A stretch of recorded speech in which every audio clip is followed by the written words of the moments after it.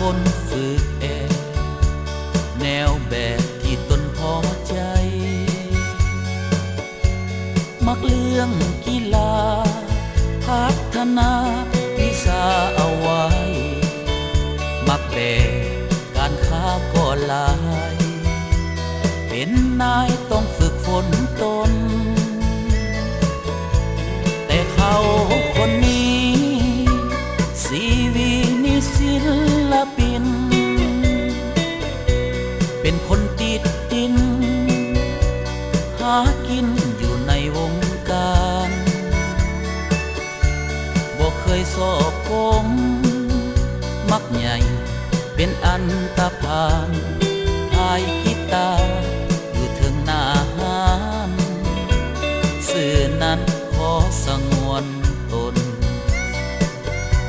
เป็นนักดนตรีชีวิตแห้งเหี่ยวสาวบ่แลเลี้ยวฮักเดียวต้องมาจากไกลเห็นคนร่ำรวยถูกหวยอวดรวยกันใหญ่บ่เคยคิดสนใจบ่ได้ไปอิจฉาเขาขอแต่ชาตินี้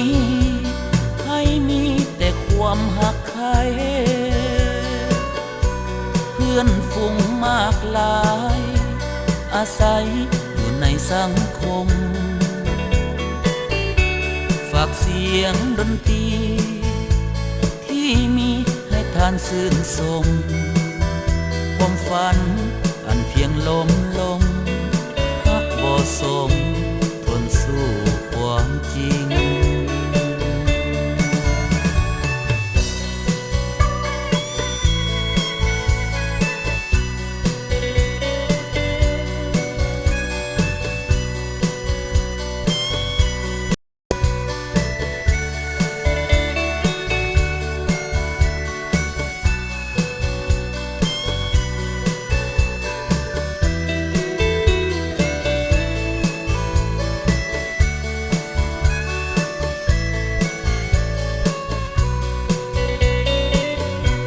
เป็นนักดนตรี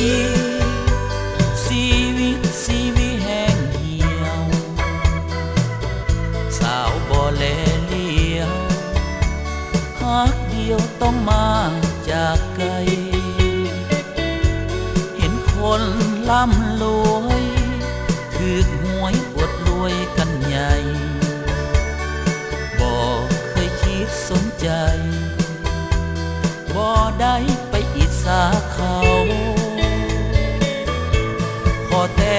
ชาตินี้ให้มีแต่ความหักใครเพื่อนฝูงมากลายอาศัยอยู่ในสังคมฝากเสียงดนตรีที่มีให้ท่านชื่นชมความฝัน